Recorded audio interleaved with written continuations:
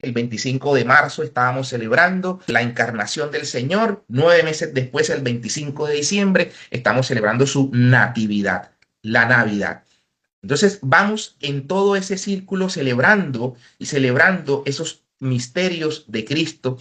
Y así vemos como 8 días después, las escrituras dicen que el niño es circuncidado y se le pone el nombre de Jesús. En la tradición anterior a la reforma litúrgica del Concilio Vaticano II, se celebraba la fiesta de la circuncisión del Señor justamente el día octavo. Hoy seguimos celebrando y se lee ese mismo texto el 1 de enero.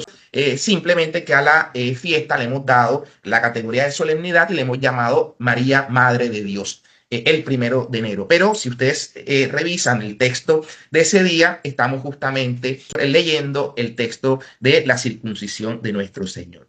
Así vemos como recién hace escasos días, el 2 de febrero, hemos celebrado la fiesta que llamamos de la presentación. Las escrituras nos narran que 40 días después de que nuestro Señor nace, dice la ley mosaica que si se concebía un varón, la mamá debía ir 40 días después al templo para su purificación ritual. Si era una niña, debía ir 80 días después al templo para su purificación. Y si era un primogénito, era un hijo varón, era el primero que se llevaba el día 40 al templo, se hacía la presentación de ese primogénito, de ese varón. Y ahí tenemos el texto en el cual Simeón se encuentra con nuestro Señor y justamente exclama, puedes, Señor, dejar a tu siervo irse en paz, mis ojos han visto a tu Salvador. Entonces, ese pasaje, ese acontecimiento de la presentación del Señor en el templo, la liturgia lo celebra y así vamos a lo largo del ciclo celebrando los misterios de la vida de Cristo. Entonces vemos cómo más adelante nosotros estamos celebrando la fiesta de la transfiguración el 6 de agosto y luego venimos a celebrar todos estos misterios de la muerte de nuestro Señor, de su padecimiento, su muerte, su resurrección, posteriormente Pentecostés. Y con esto lo que quiero decir es que estos acontecimientos centrales en la historia de la salvación, la iglesia lo celebra de forma ritual en la sagrada liturgia y repito, no simplemente con el ánimo de hacer un mero recuerdo de esos eventos, sino con el ánimo de que esos eventos a través de la liturgia, con los signos sensibles de la liturgia, estos acontecimientos se traen al hoy y nosotros que no estuvimos presentes en aquel momento de la historia, estamos presentes a través de la liturgia en esos momentos. De tal manera que, por un lado, adoramos a Dios, alabamos a Dios, glorificamos a Dios por esos acontecimientos y a la vez recibimos las gracias de esos acontecimientos que nos santifican. Eso hace la liturgia. Dios en un momento de la historia irrumpió en la humanidad. De muchas maneras, dice la carta a los hebreos, habló Dios a los hombres y Dios fue suscitando profetas. Pero en un momento de la historia, el mismo Dios se hace carne y entra en la vida de los seres humanos. Esa experiencia de Dios actuando en la historia no ha parado. Dios sigue actuando en la historia. Dios actúa ahora en la historia a través de la liturgia. Vamos a presentarlo de esta manera, ¿no? Es como si la liturgia fuese una especie, y voy a decirlo así, como de compuerta por el cual Dios nuestro Padre, a través de los signos que se han establecidos en la liturgia, de los gestos que se han establecido en la liturgia, Dios nuestro Padre penetra en la historia nuevamente, actúa nuevamente en la historia, actualizando estos hechos históricos salvíficos, trayendo sus gracias a nosotros, su pueblo santo.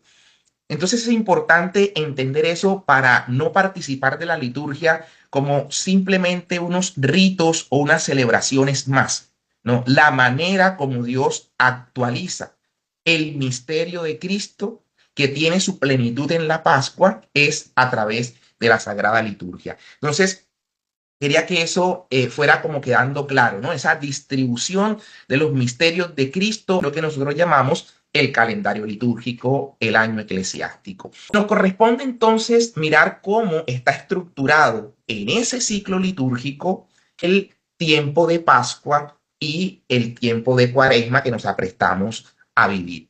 Fíjense que para hablar en este momento del tiempo de Cuaresma, el tiempo de Pascua, hay que hacer mención primeramente a un día en particular, ¿vale?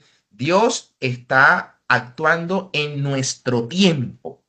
Y en nuestro tiempo hay un día por excelencia, que es el domingo. Es el día de la resurrección del Señor. Las escrituras nos cuentan que el primer día de la semana, muy temprano, se encuentra la tumba vacía. Y nuestro Señor Jesucristo, el primer día de la semana, se aparece a sus discípulos que están encerrados por miedo a los judíos. Y dice el texto que 8 días después, o sea, el siguiente primer día de la semana, el domingo, el Señor vuelve. En la primera visita, recuerden, no estaba Tomás, en la segunda está Tomás que nos regala esa exclamación preciosa, Señor mío y Dios mío. Entonces, el domingo de la resurrección se muestra en las Sagradas Escrituras también como el día de la reunión del culto de los cristianos. Las Sagradas Escrituras luego en Hechos de los Apóstoles nos van a narrar que se está reunido el pueblo cristiano, la asamblea cristiana, reunida precisamente el primer día de la semana. El domingo, en el Apocalipsis, Juan le va a dar el nombre de Kiriaque, ¿no? De Día del Señor, el Día del Señor. Entonces, nosotros tenemos el domingo justamente como el Día del Señor. Entonces, es el día central de la experiencia cristiana. Los cristianos en una época de la historia celebraban domingo a domingo el misterio pascual de Cristo solamente, o sea, no había una celebración anual de la Pascua, sino que la Pascua la celebrábamos, como hoy lo seguimos haciendo, domingo tras domingo, pero no teníamos la celebración anual de la Pascua. Ya revisando la historia, podemos observar que cerca del año 180 hay un testimonio respecto de la Pascua anual, pero es a raíz de una controversia que se estaba dando por el hecho de la fecha de la Pascua. Cuenta un historiador de la iglesia, Eusebio de Cesarea, que un obispo muy conocido por la época, Irineo de León, año 180, Irineo escribe una carta al Papa San Víctor, porque el Papa San Víctor había emitido una orden de excomunión a unas comunidades del Asia Menor que estaban celebrando la Pascua en una fecha distinta a la que Roma, el occidente cristiano y de hecho gran parte de Oriente celebraba, que era el domingo. La Pascua se celebraba en domingo. Estas comunidades estaban celebrando la Pascua el día que cayera la luna llena de lo que se conoce como el equinoccio de primavera. Esa es la fecha de la Pascua. Voy a hacer una explicación muy breve para que de pronto no nos enreden estos términos, ¿no? En las escrituras se nos cuenta que la Pascua se celebra o se debe celebrar el primer mes. Los judíos no le habían dado todavía nombre a los meses del año, ¿vale? Ellos celebraban, dice las escrituras, con la ley mosaica, celebraban el mes primero. Cuando ellos vienen del exilio de Babilonia, por allá por el año 530 aproximadamente, antes de Cristo estoy hablando, ellos pues ya traen los nombres de los meses del año precisamente tomados de esa cultura. Y ahí a ese mes le llaman el mes Nisan. Por eso a veces vemos en algunos textos de las escrituras que fueron puestos después del exilio, en la que se dice que se celebrará la Pascua el día 14 del mes Nisan, o sea, el día 14 del primer mes. Ese día 14 del mes Nisan va a coincidir con lo que se conoce como el equinoccio de primavera. Equi es una palabra que significa igual, ¿no? Equinoccio, noche, igual noche.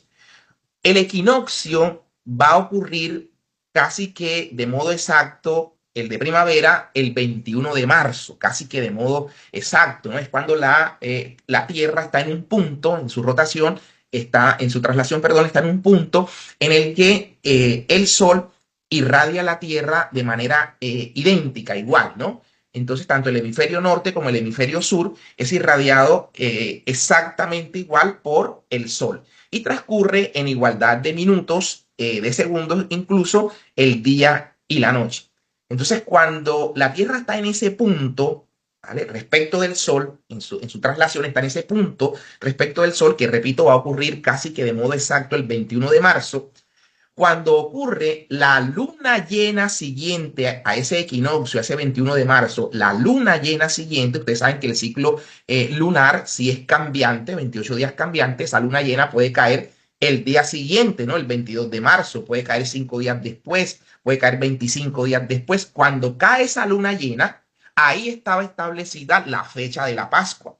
Entonces, por eso ustedes van a ver que en algunas ocasiones se habla en las escrituras de nuestra fiesta, la luna nueva, ¿no? La luna nueva, la luna llena es nuestra fiesta.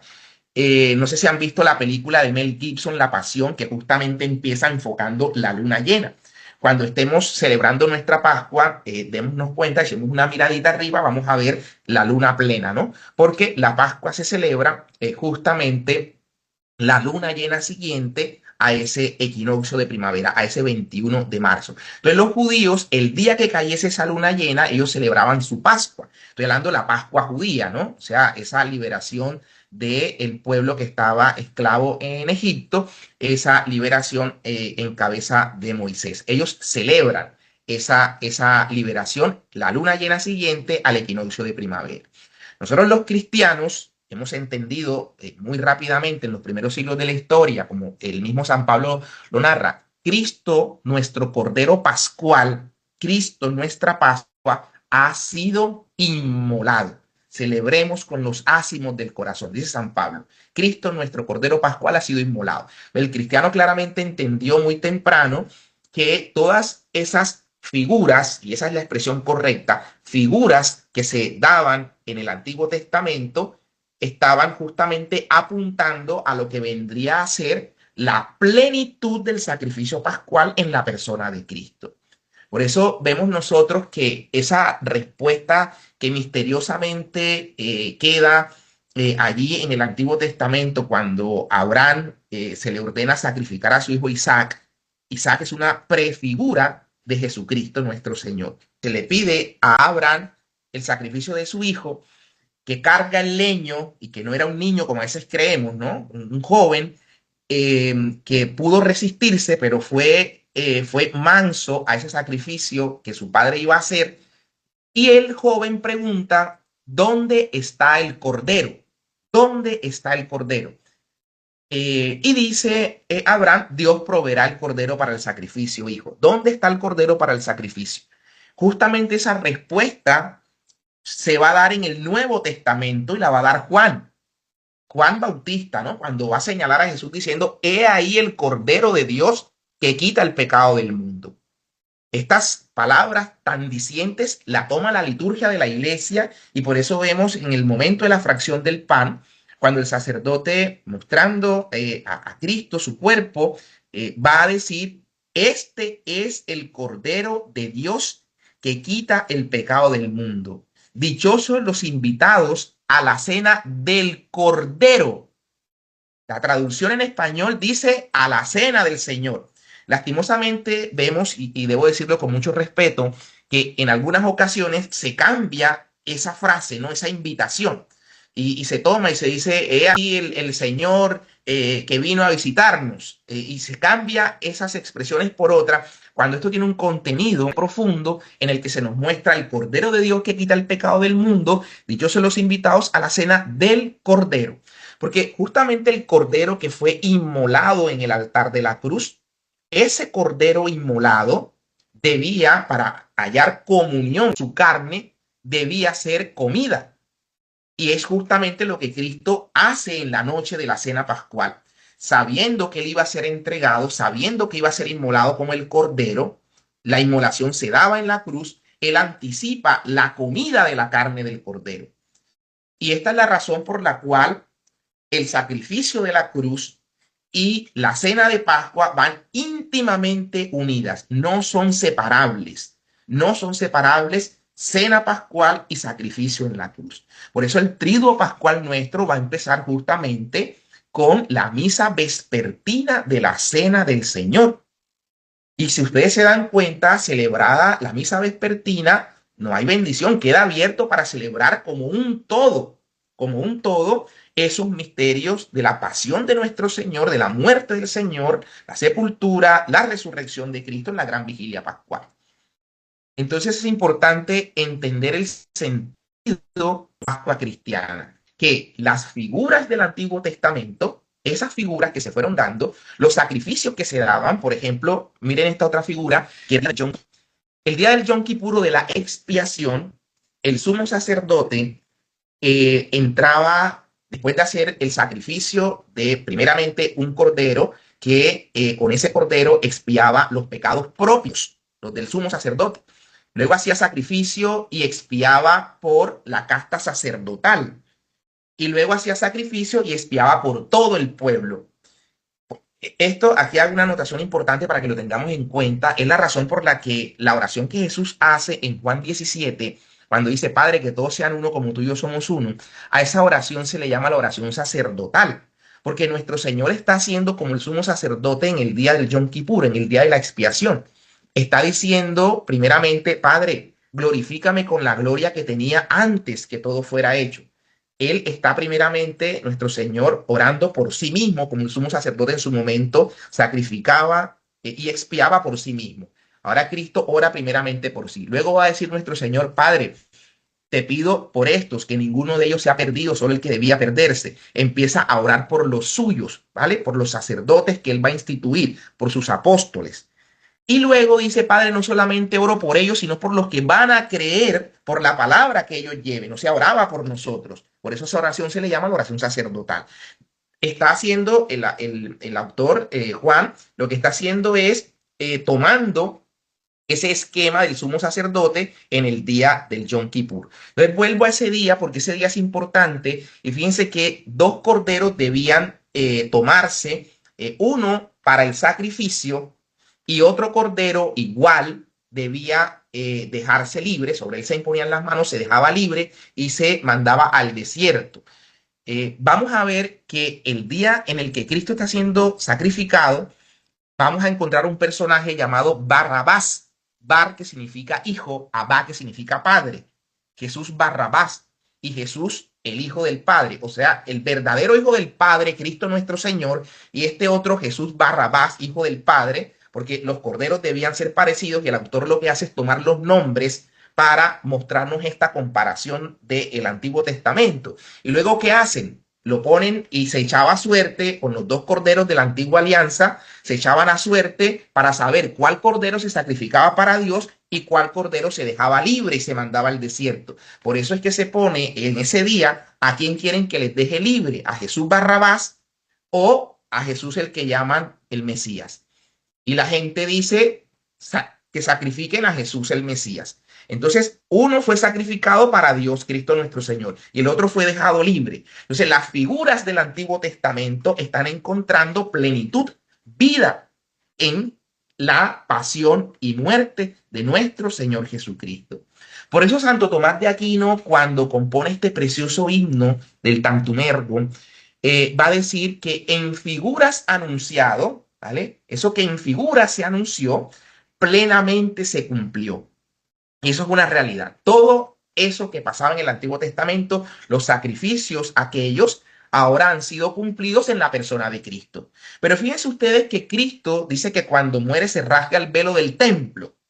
Y Cristo es crucificado a las afueras de la ciudad, así como el sacrificio se hacía en el atrio, a las afueras del templo. Y el sumo sacerdote luego entraba ese día de la expiación, pasaba por el lugar santo y le llegaba al lugar santísimo y ahí expiaba con la sangre.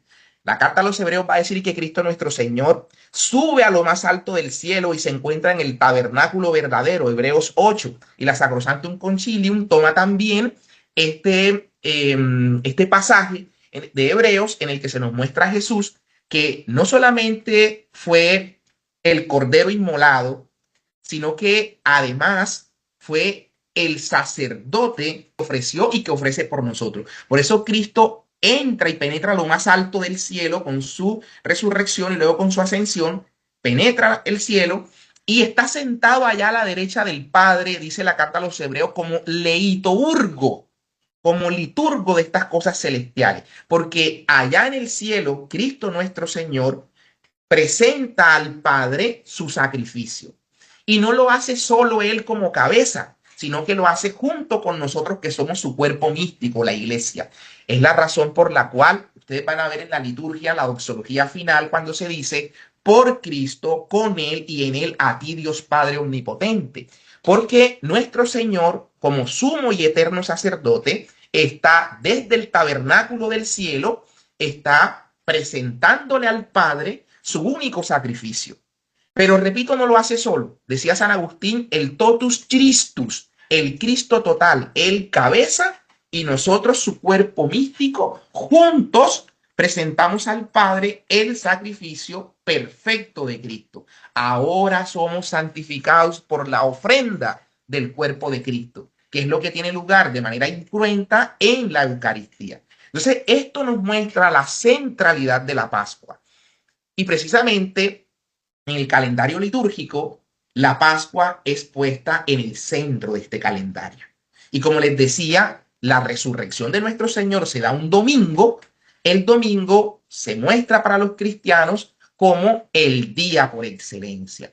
Vamos a ver nosotros que en la liturgia, en lo que llamamos el canon romano, la plegaria eucarística 1, que antes de la reforma del Concilio Vaticano II era prácticamente la única plegaria que existía, y la iglesia quiso mantenerla y nos enriqueció con otras plegarias eucarísticas, pero no la eliminó, aún continúa y algunos sacerdotes la reservan para fechas muy especiales, ¿no? Porque es una plegaria muy rica y esta plegaria en una parte que se conoce como el reunidos en comunión, va a decir, reunidos en comunión aquí en el domingo, día en que Cristo ha vencido la muerte y nos ha hecho partícipes de su vida inmortal.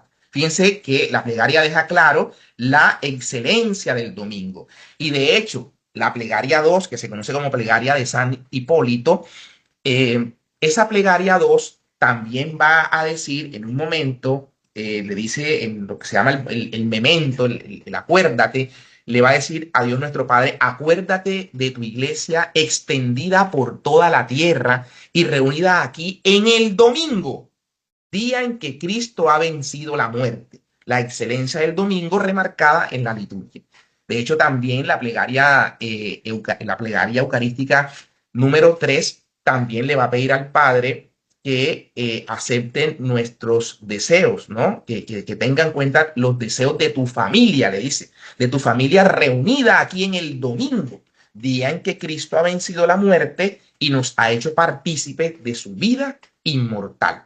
Esto de hacernos partícipes de su vida inmortal también es hermoso si lo vemos a la luz de un signo precioso que se encuentra en la liturgia en el momento de la presentación de los dones, ¿no? Y sobre todo la preparación de los dones. Cuando el acólito lleva al sacerdote que preside las vinajeras con el agua y con el vino. El vino es echado en el cáliz y luego unas gotitas de agua caen en el cáliz que ya tiene el vino. Y esas gotitas de agua se pierden, ¿no? Y solamente vemos el vino. Y el sacerdote en secreto, sin que nosotros oigamos, él ora diciéndole al Padre, Padre, permítenos participar de la naturaleza divina de aquel que se dignó compartir nuestra naturaleza humana. Estas palabras vienen ya de tiempos muy antiguos. De hecho, San Cipriano de Cartago hacía una anotación muy importante sobre ese gesto en la liturgia y él decía que las gotas de agua nos representan a nosotros la asamblea. Y nosotros, la asamblea, entonces, cuando cae en el vino, que se funde allí, es como participando justamente de esa naturaleza divina de Jesucristo.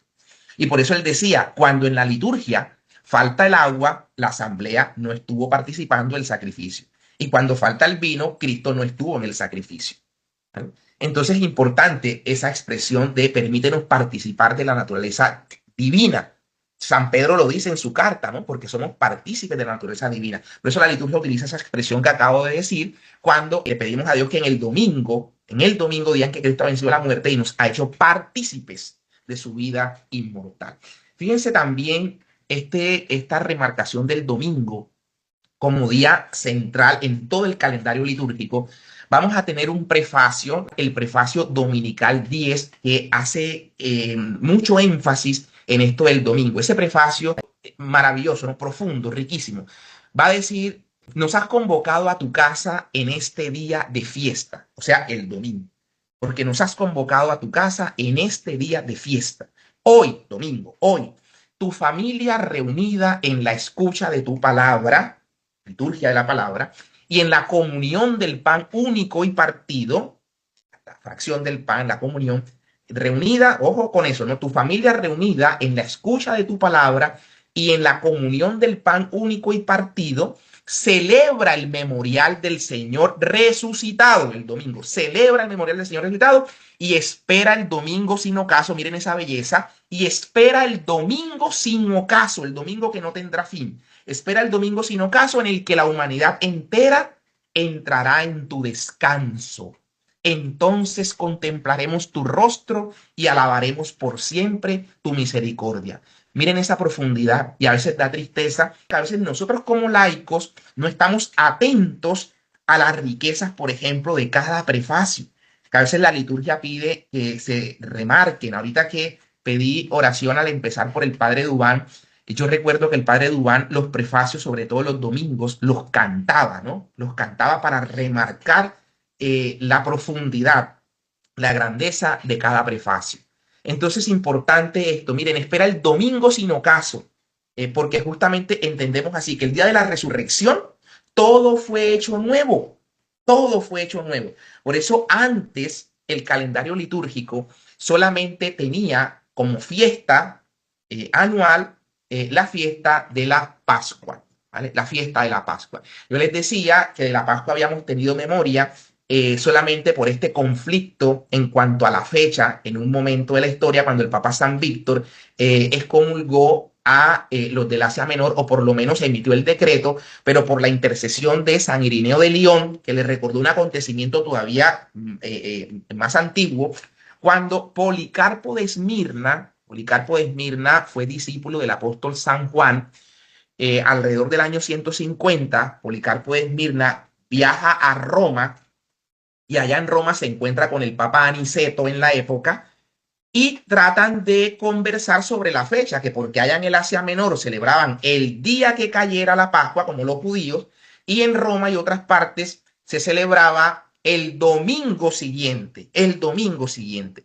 Entonces Roma trataba de decirle, todos celebremos el domingo, y los del Asia Menor decían, no, es que nosotros acá tenemos la costumbre que celebramos el día que caiga. Ellos le llamaban los decimocuarto, era por lo que decía ahorita del decimocuarto día siguiente a Nisan, ahí caía la luna llena en el equinoccio de primavera.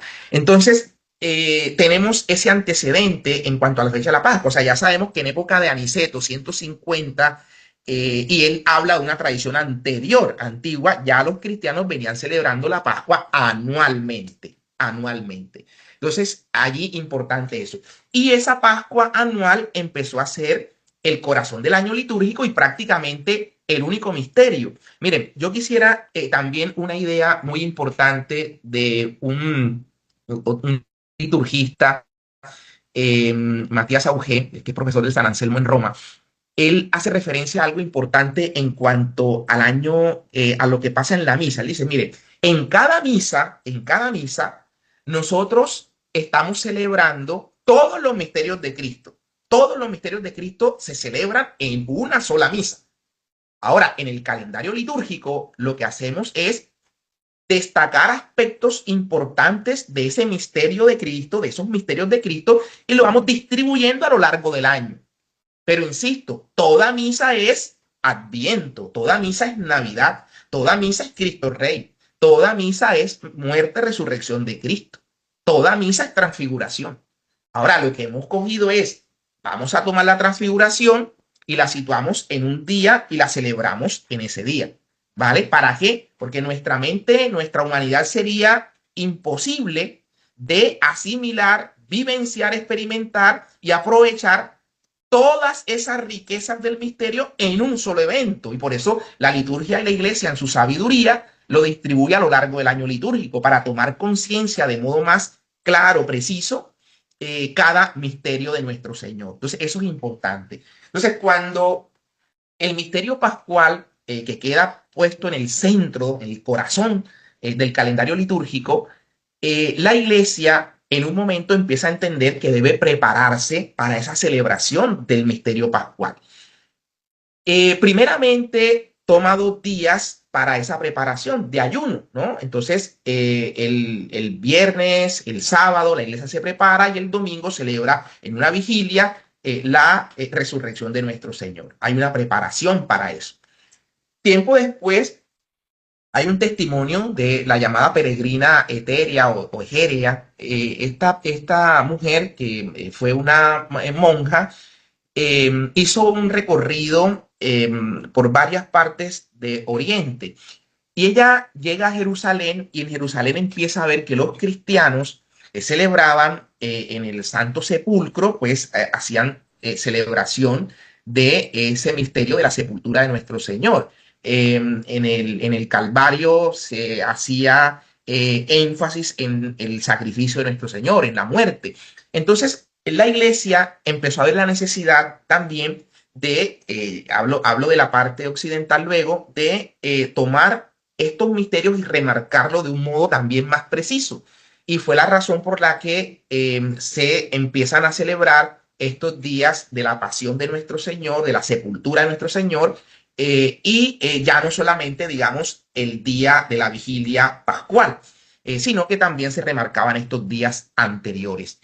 Y así la iglesia va luego extendiendo esta preparación primeramente a unas 3 semanas, y luego pues se extendió teniendo en cuenta lo de los 40 días del Señor en el desierto, los 40 días que se le dan a Nínive para la conversión, los 40 años en el desierto del pueblo judío, los 40 días de Moisés para recibir la ley, los 40 días de Elías cuando pasa caminando alimentado solo con pan.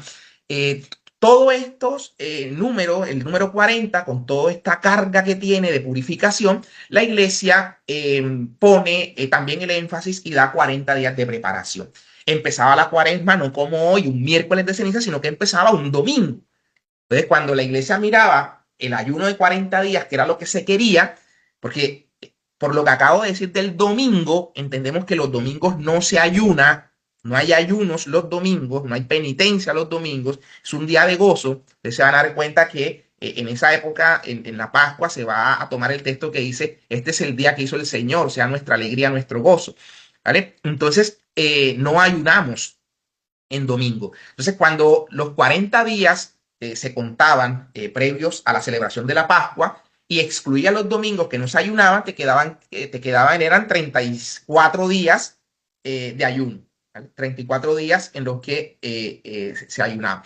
Entonces luego pues extienden 2 días, había 36 días de ayuno, pero no había ayuno efectivo y la iglesia por eso lo que hace es que corre un poco más hacia atrás el inicio de la cuaresma y arrancamos cuaresma entonces hoy, miércoles de ceniza, ¿no? Un miércoles se arranca la cuaresma. Pero importante también para entender que la iglesia puso un gran énfasis en la preparación de la Pascua, con esto primeramente de la cuaresma, que en un momento de la historia la iglesia todavía extendió más la preparación y la extendió por 50 días antes y era lo que se llamaba antes el domingo de quincuagésima. Y después lo extendió también un poco más para el domingo de sexagésima. Y luego un poco más para el domingo de septuagésima. Y así teníamos casi que 70 días de preparación para la Pascua, ¿no? Con la reforma que se hizo del Concilio Vaticano II, la septuagésima, la sexagésima, la quincuagésima se eliminaron y quedó solo este tiempo de preparación. Eso tenía toda una historia también, porque cuando se llega a la septuagésima, la iglesia entiende que 7 son las etapas de la salvación. 7 son las etapas de la salvación. Entonces tenemos en la creación, tenemos luego con Abraham, con Moisés, el exilio a Babilonia, todas estas épocas, la iglesia hasta la venida de nuestro Señor, se entendía que había 7 etapas y por eso se llega a ese tiempo de Septuagésima como para mirar esa preparación en esa línea, ¿no? Pero repito, esto fue modificado por el Concilio Vaticano II y hoy hablamos de Cuaresma. Entonces, esa sería la ubicación de la Cuaresma, de la Pascua en este tiempo. Fíjense cómo de un modo precioso el ceremonial de obispos va a decir que la Cuaresma es ese ascenso, utiliza esa expresión, ¿no? Como un proceso también de accesis en la experiencia cristiana. Dice que es ese periodo de ascenso hasta el monte santo de la Pascua. Qué belleza esa manera como el ceremonial de obispo nos presenta la Cuaresma, ¿no? Como ese ascenso que vamos paulatinamente durante todos estos días, vamos y vamos andando hacia el monte santo de la Pascua. Esa es la Cuaresma. Y también se nos va a decir de la Cuaresma que en esos días, en esos 40 días, la iglesia se asocia al misterio de Cristo en el desierto.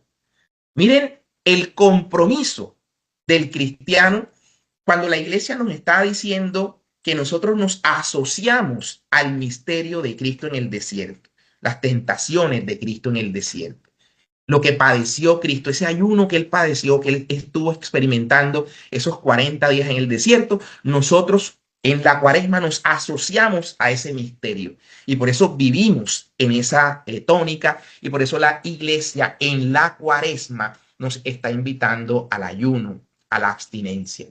Todos los viernes, no los viernes de Cuaresma, solo, todos los viernes, dice el Código de Derecho Canónico, todos los viernes son penitenciales, son viernes de penitencia. Todos los viernes. Ahora bien, la iglesia ha querido que específicamente el viernes santo, por ejemplo, el miércoles de ceniza, los viernes de cuaresma, pues haya un énfasis en el ayuno y en la abstinencia, ¿no? Que hay una diferencia. Cuando hablamos de la abstinencia, el Código de Derecho Canónico nos dice algo interesante como para que nosotros tengamos claro, porque es que a veces dice, es que eso de comer carne, eso tiene una historia y tiene un sentido. Entonces la iglesia quiere que sus hijos tengan una práctica común. Mire, usted puede ayunar o puede hacer abstinencia de lo que se le dé la gana. Y principalmente en el sentido espiritual, ¿no? Porque ya decía San Juan Crisóstomo, ¿desde qué me sirve abstenerme de comer carne? No como carne, pero estoy devorando a mi hermano con el chisme, con la maledicencia, etcétera. Seguramente. Pero pues eso no le quita. Lo que nos está invitando es a que el ayuno que hagamos o a que la práctica de abstinencia que tengamos, eso tenga un sentido. Entonces, fíjense ustedes que esta experiencia de la cuaresma, como vengo diciendo, y que el ceremonial de obispo está invitando a que esto sea un ascenso hacia el Monte Santo, ustedes van a ver la sabiduría de la iglesia que en la liturgia, y sobre todo lo que se conoce como la ordenación de las lecturas de la misa, nos prepara en esa dirección, en esa dirección. Van a ver ustedes en la cuaresma que en el Antiguo Testamento, las lecturas que vamos a tener en el Antiguo Testamento, nos van a ir llevando por distintos estadios de la historia de la salvación. El primer domingo de cuaresma estamos leyendo la creación del Señor. Dios nuestro Padre crea al hombre, ¿vale? El hombre que cae, que peca, que se equivoca, ¿vale? Y luego vamos a ver Abraham en el segundo domingo y en el tercero vamos a ver Moisés, el tema del Éxodo, en el cuarto ya se nos va a presentar a David, luego los profetas y por último el siervo sufriente de Yahvé. Fíjense cómo que es una prefigura de Cristo, ¿no? Cómo nos va llevando en una pedagogía, cómo nos va llevando y nos va llevando ascendiendo a ese monte santo de la Pascua.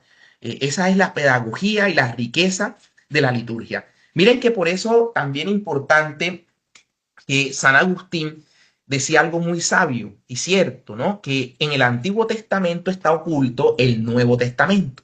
Y en el Nuevo Testamento se hace patente, se hace claro el Antiguo. Por eso es que ustedes van a ver, sobre todo en los domingos en la misa, que la iglesia cuando nos prepara el banquete de la palabra, la mesa de la palabra, nos pone la primera lectura del Antiguo Testamento en sintonía con el Evangelio que se nos va a proclamar.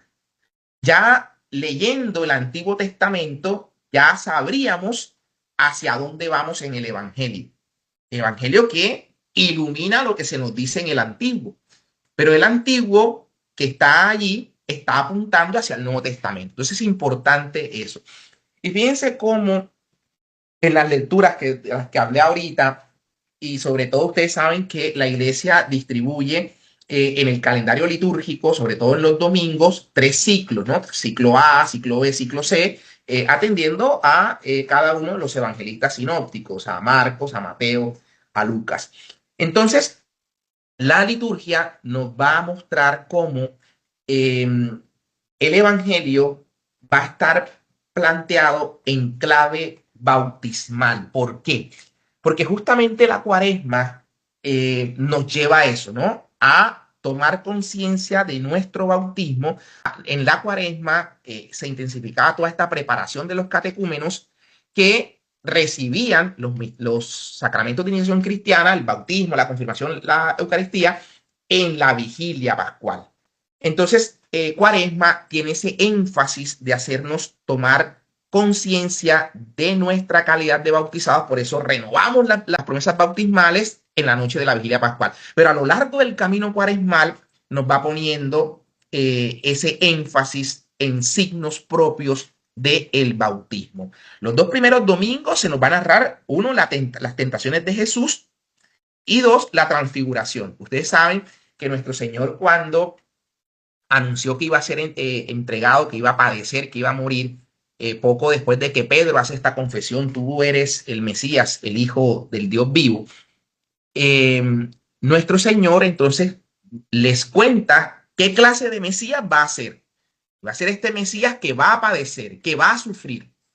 Y ese Mesías que va a padecer, que va a sufrir, se transfigura ante sus discípulos mostrándole la gloria, mostrándole su gloria.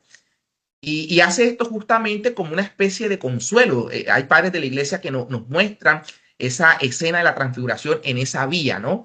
De aquellos que estaban tristes por la noticia de que iba a padecer, el Señor se transfigura justamente para mostrar su gloria, para mostrar su gloria. Entonces, la cuaresma presenta esto por la sabiduría de la iglesia, nos presenta las tentaciones de Jesús, nos presenta luego la transfiguración, esto lo hace en los 3 ciclos, y a continuación en el ciclo A en particular, los 3 siguientes domingos van a ser los signos bautismales de los que vengo hablándoles, ¿no? En principio se nos va a hablar del agua, presentándonos el texto de la mujer samaritana, entonces el agua del bautismo que nos regenera, nos lava. Fíjense cómo la liturgia cuando habla de signos sensibles que son eficaces, que hacen lo que quieren significar, nos muestra que en el bautismo nosotros no es que nos echen un chorrito de agua pequeñito y simplemente de manera simbólica, no. Creemos que esa agua que cae sobre nosotros nos limpia, nos regenera. Ya decía el Señor a Nicodemo, el que no nace de nuevo del agua y del Espíritu no podrá ver el reino de Dios. No podrá. Entonces nosotros somos regenerados verdaderamente con el baño bautismal. Los padres hablaban del baño regeneracional.